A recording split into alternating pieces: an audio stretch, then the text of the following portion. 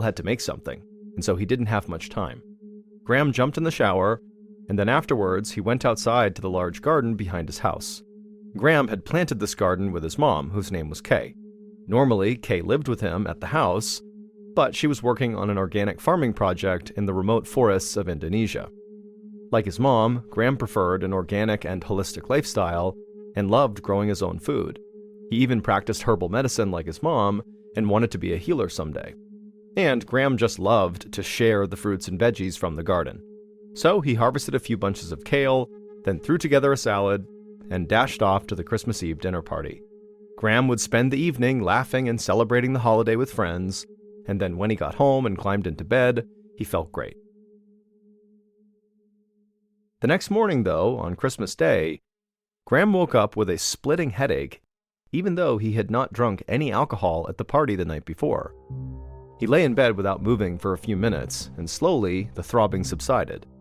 He rolled out of bed and stood to get dressed, but then his arm started to itch. And so he began to scratch it, but just as he did, another itch began on his leg.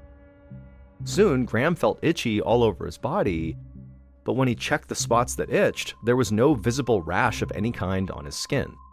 And no matter how hard he scratched every spot, there was just no relief. Graham had never felt this way before, and it made him really anxious. He wished he could talk to his mom and ask her advice, because she would know what bundle of herbs to chew or what tea to drink, but obviously she was gone in Indonesia. However, his mother's sister, Aunt Lynn, she knew a lot about holistic cures too. So he called her, and she told him to come over right away, and so Graham grabbed his car keys and headed out the door, itching himself the whole time. The drive to Lynn's took about 15 minutes, but today it felt like an eternity for Graham. By the time he arrived, Graham's arms and legs were bright red from all the scratching he was doing, and his stomach was starting to churn. He felt like he was going to throw up. He let himself in through the front door and called out to his aunt. She came in from the kitchen with a concerned look on her face, just as Graham collapsed onto the couch. Lynn asked Graham to tell him how he was feeling, and he told his aunt that the itching all over his body felt like it was actually under his skin, and so he just couldn't actually itch it. And he said his stomach felt like it was being twisted into knots. Lynn quizzed him on what he'd eaten or touched over the past 24 hours, but Graham assured her that he hadn't done anything new and was not allergic to anything he'd touched or eaten at the potluck. Lynn thought for a moment, and then she told Graham she'd be right back. Graham closed his eyes and tried to relax as his aunt went outside to her garden. A few moments later, Aunt Lynn came back with a handful of peppermint and some other herbs for his stomach and headache. Graham had used these traditional remedies before, and in the past they had given him some comfort. And so he thanked his aunt and took what she had given him, and then after a while, once he felt like his stomach was settling down, he said goodbye to his aunt and headed home to try to get some rest. When Graham got home, he flopped into his bed and closed his eyes. But although his stomach was feeling better and his headache was gone, the itching had now turned into a deep burning sensation. It felt like his blood vessels were on fire, and the throbbing in his temple had come back. It was a dull pain while Graham was lying down, but the moment he stood up, it felt like someone was driving an ice pick into his forehead. That afternoon, he called his aunt back to ask if he could spend the night at her house. He was in a lot of pain and wanted someone close by in case something bad happened. She agreed to drive over and pick him up. After a very uncomfortable car ride, Graham shuffled his way into Aunt Lynn's guest bedroom. He climbed into her bed and fell asleep instantly, sleeping through the night. The next morning, December 26th, Graham woke up with a shooting pain in his temple. It was so strong, a wave of nausea rose up in his throat. Graham ran to the bathroom and barely made it to the toilet before he threw up. Moments later, Aunt Lynn was kneeling next to him, rubbing his back as he hung his head over the toilet bowl. His aunt's hand on his back made Graham feel a bit better, and he asked her if she wouldn't mind making him some ginger tea because he thought that might help too. And Graham was surprised when he heard his aunt say no.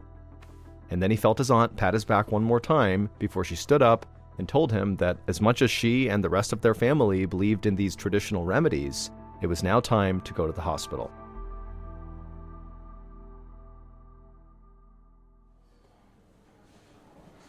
About an hour later, Lynn tried to hide her worry as she helped Graham walk into the emergency room at the Hilo Medical Center. And as Graham sat down on a chair along the wall, Lynn felt helpless because she could see that Graham was in so much pain he was now crying. Lynn had never seen her healthy, athletic nephew so sick. She tried her best to appear calm as she checked him in at the reception desk. Then she took a seat next to Graham and filled out his paperwork for him. She actually knew his medical information by heart because they were very, very close. She was essentially his second mom. After a short wait, the receptionist called Graham's name, and a nurse helped him stand up and then walked him through the doors into the patient area. Lynn sat in the waiting room for about 30 minutes before a nurse came out and invited her to come see Graham. When Lynn walked into the exam room, a doctor was in the middle of explaining that they were still waiting for some tests to come back. Once he had those results, he'd have a better idea of what was going on with Graham. Lynn could see Graham grimace. He told the doctor he was in a ton of pain, like a level 10 out of 10, if not higher. He asked if there was anything they could give him for the pain while he waited. The doctor hesitated, then said if Graham's pain was really that bad, they could start him on a morphine drip. Morphine is a very, very strong painkiller. Graham immediately nodded yes. If it would make the pain go away, he wanted it. Lynn was shocked. Morphine was a serious drug, but she knew how much pain Graham was in and understood why it could be necessary. Aunt Lynn gave her nephew a comforting smile and then sent a text to Graham's mother, Kay, letting her know that her son was sick. But they were at the hospital and Graham was getting cared for, and Lynn promised Kay that she would update her if Graham got any worse. A few hours later, Lynn was walking back from the vending machines when she saw Graham's doctor approach his bed. Lynn felt relieved, assuming they must have a diagnosis, and so she walked over, and she asked the doctor if she should go home now and maybe grab an overnight bag for Graham. But the doctor told her that wouldn't be necessary. He said all the tests came back negative, he thought that Graham simply had a serious case of the flu, and he was going to discharge him. Lynn couldn't believe what she was hearing. She reminded the doctor that Graham's pain was so intense that he was put on morphine. Once it wore off, she was worried he'd just end up right back at the hospital. Lynn could see the doctor was skeptical. She wondered if maybe he thought Graham was faking his pain to get a morphine fix. And so she assured the doctor that Graham was a really good kid and was in legitimate pain and just needed help. The doctor promised Lynn that he believed Graham was in severe pain, but his symptoms were consistent with just a bad flu and did not require further treatment at the hospital. He was pretty sure Graham would be better in a couple of days, but he told Lynn to bring him back if he did take a turn for the worse. Lynn disagreed, but there was nothing she could do. The ER was discharging Graham, and she had to take him home. So Lynn waited while Graham signed a few release forms and then helped him back to the car.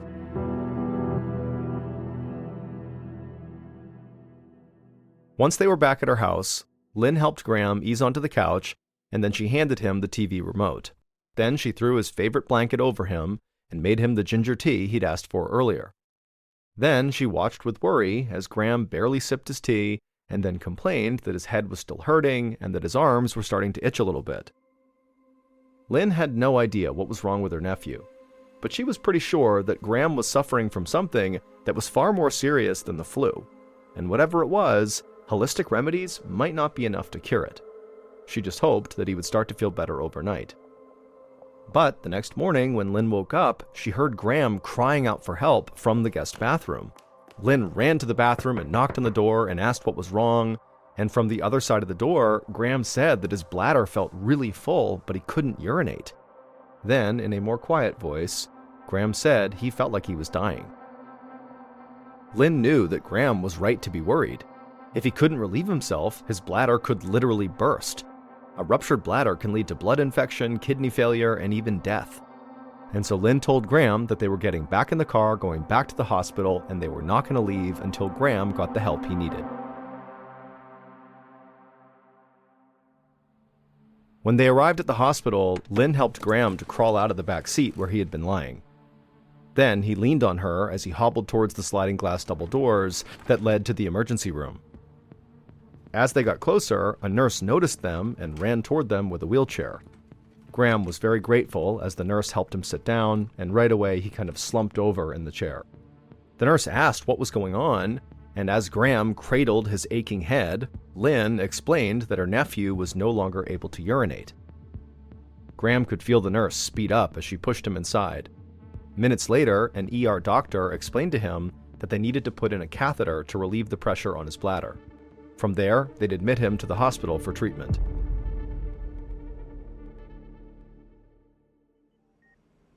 A little after midnight, Lynn went in to check on Graham and found him lying awake staring up at the ceiling. She very gently squeezed his arm, and Graham yelped in pain. Lynn snapped her hand back and apologized. She had barely touched her nephew, and he had reacted like she had clamped his arm with a vice grip. Lynn told Graham she'd be right back, then went to find the doctor. The doctor came back with her to the room, and then approached Graham's bedside and took a pen out of his coat pocket. He lightly ran the top of the pen along Graham's arm. And again, Graham flinched and told the doctor it really hurt when he did that. The doctor nodded and then did the same thing with the pen down Graham's legs. And as he did it, Graham winced and gritted his teeth. The doctor told Graham that the extreme sensitivity to touch was likely due to meningitis, an inflammation of the tissues that surround the brain and spinal cord. When Lynn heard this, she felt her stomach drop. If Graham did have meningitis, she knew he could spend the rest of his life battling seizures, brain damage, hearing loss, or worse. Meningitis could even be fatal. The doctor said that in order to be sure, they had to perform what's called a spinal tap. That meant he needed to insert a large needle into Graham's spine. Lynn saw Graham's face go white. She could understand why he was nervous. If even a mild touch hurt him, how would a needle going into his spine feel? But if they were going to figure out what was wrong with Graham, he would have to go through with it.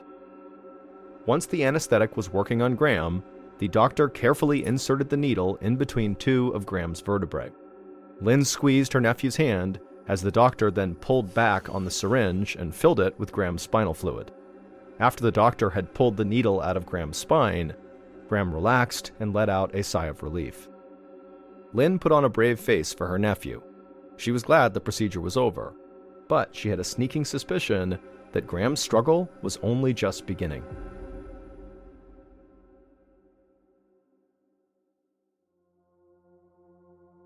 A few hours later, Graham's mother, Kay, stared in disbelief at her cell phone. While she was asleep on the other side of the world in Indonesia, she had somehow missed 2 text messages and 3 phone calls from her sister Lynn. The sisters had been texting for the past couple of days, so Kay was already aware that Graham was in the hospital, but this barrage of attempts to contact her could only mean one thing: something bad must be happening with her son. Her heart was pounding as she called her sister back, steeling herself for devastating news. When Aunt Lynn answered, she was crying. She told Kay that Graham had just tested positive for meningitis and was now fighting for his life. She needed to come home right now. It took Kay 2 full days of travel to go from the remote forests of Indonesia all the way back to Hawaii. And as soon as she landed, she hopped in a cab and went straight to the hospital. The moment she saw her sister, Lynn, waiting in the parking lot, Kay broke down in tears. Kay had spent the whole flight mentally preparing herself to see her son in the condition he was in, but she still felt totally shocked as she rounded the corner into his room and actually saw him. A tangle of wires and tubes seemed to be attached to every part of his body. He was pale and sickly looking, nothing like the healthy, tanned surfer that Kay had left a few months ago. His blonde hair was greasy and clung to his face. Graham was awake, but barely. His voice was hoarse as he said hello to his mom and gave a weak smile. Kay immediately rushed over and gave her son a hug. She promised Graham she was there to help and she would work with his doctors to make sure he got better. A few minutes later, Graham's doctor walked in and updated Kay on Graham's condition. Although they knew he had meningitis, the doctor believed it was actually a sign of a deeper underlying disease in his brain and spinal cord. One big hint was Graham's continued inability to urinate, something called Ellsberg syndrome. It really didn't make any sense that Graham could have this condition.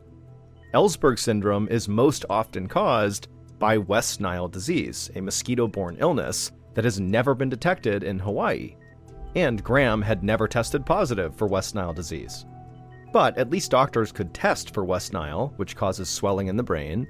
Other potential triggers for Ellsberg syndrome were even more devastating to the brain, but there was no test for these conditions until the disease was more advanced. So Graham's doctors were still essentially at square one. Kay just prayed they could keep her son stable long enough to find the answer.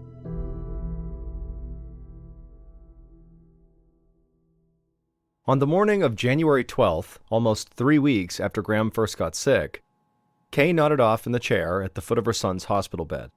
She woke up as her sister, Aunt Lynn, walked through the door with a cup of coffee in each hand. While Kay sipped her drink, she noticed her son shift a little bit. It had been almost 10 days since she'd arrived, and the doctor still didn't have a confirmed diagnosis for her son. And now her son's eyelids were fluttering rapidly, the look in his eyes seemed distant, and then when Kay stood up and shook his leg and asked if he could hear her, Graham didn't respond. Behind Kay, Aunt Lynn, who was watching this, immediately punched the call button on the wall. Seconds later, a nurse bolted into the room, ushering Kay and Lynn out of the way. The nurse took one look at the monitor tracking Graham's vital signs and began shaking Graham's leg. When he didn't respond, she went to find a doctor. Moments later, Kay held her breath as nurses ripped cords and wires out of her son and then pushed his bed as fast as they could toward the door and down the hall. As Kay watched helplessly with a look of absolute fear on her face, a nurse came over to her and gently explained that Graham had just fallen into a coma, and now he needed to be transferred to the intensive care unit. Half an hour later, a nurse escorted Kay to Graham's bedside in the ICU. Now he was hooked up to a ventilation machine just so he could breathe. A feeding tube was down his throat. Graham was on life support now. Without these machines, he would die. Graham's doctor assured Kay that Graham was stabilized for the time being, but the meningitis was only getting worse, and the Hilo Medical Center didn't have the resources to care for Graham any further. They needed to transfer him to a bigger hospital in Honolulu, the capital city of Hawaii.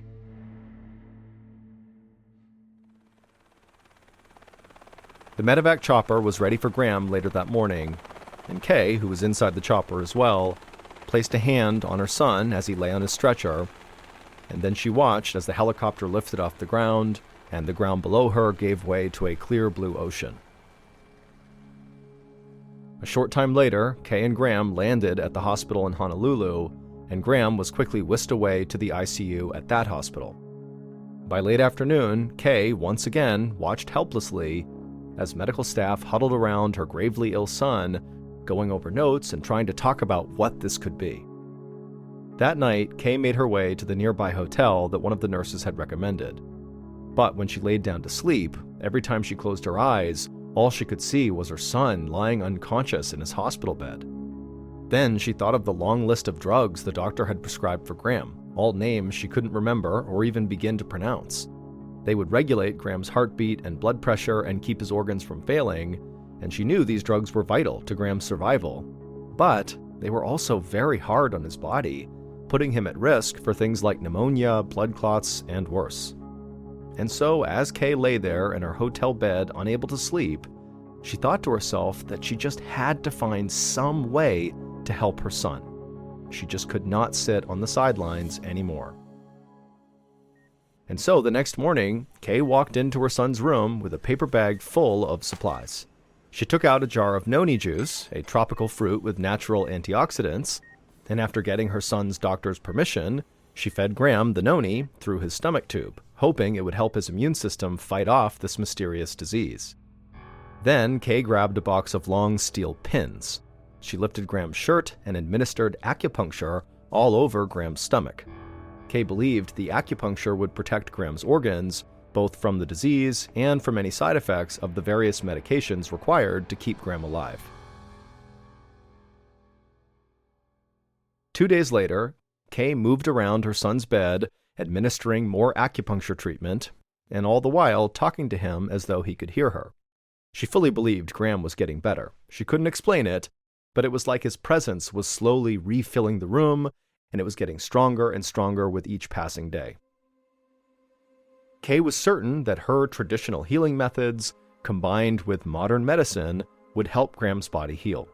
In fact, Kay was so focused on her work that morning that she barely noticed a doctor walking up behind her. He introduced himself as the hospital's infectious disease expert, and he said he had news for her, but unfortunately, it was not good news. Her son's illness had finally advanced far enough that doctors could now tell whether he was suffering from an extremely rare but utterly devastating condition. And unfortunately, the doctor said, the results came back positive. He held up an image from Graham's most recent MRI and pointed to dozens of tiny white spots on Graham's brain.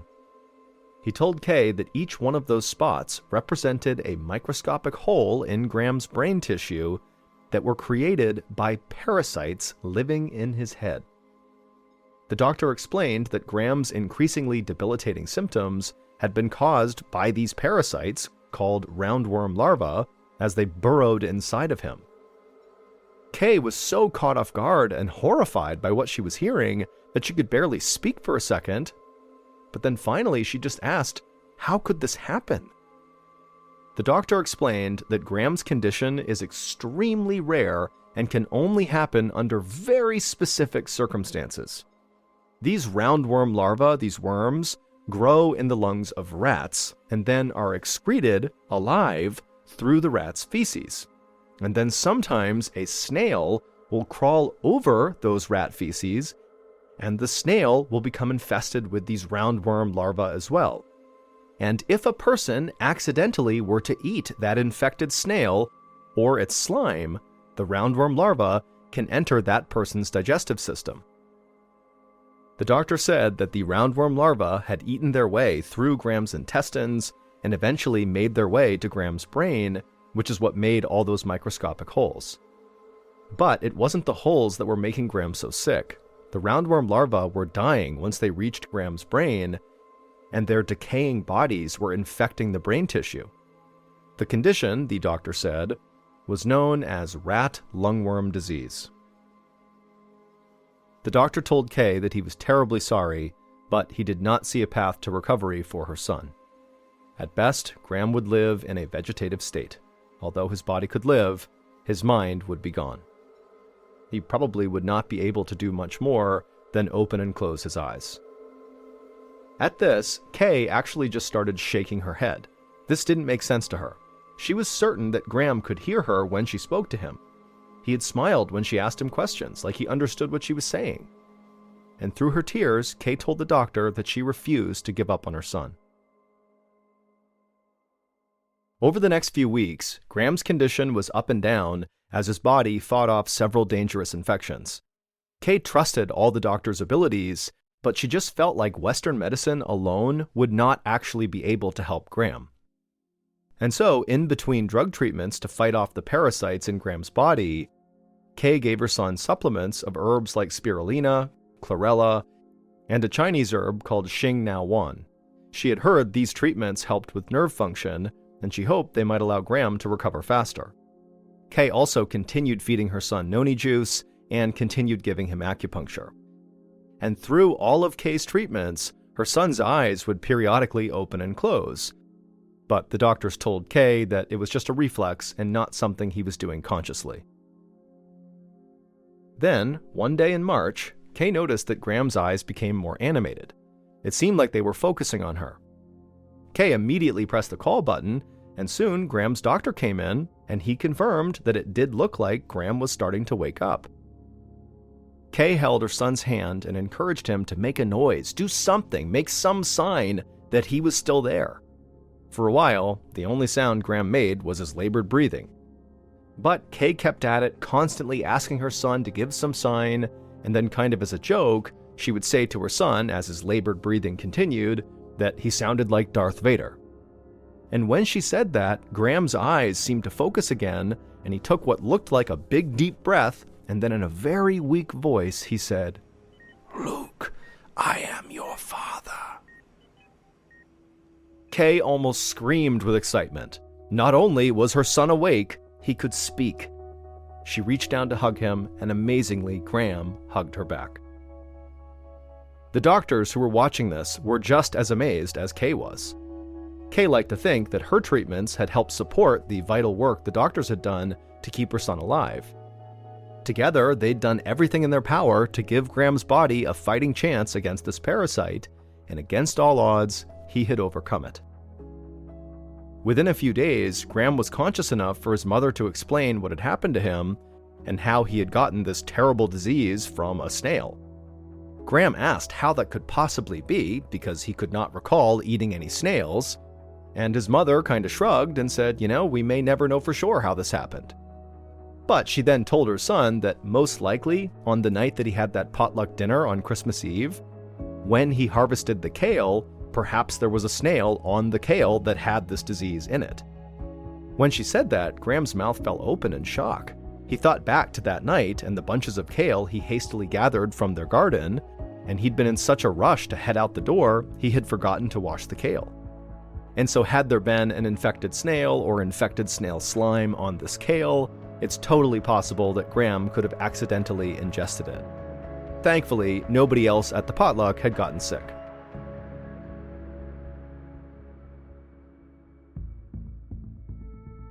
On April 30th, after more than 4 months in the hospital, Graham was finally able to return home. Over the next 2 years, he relearned how to walk and talk.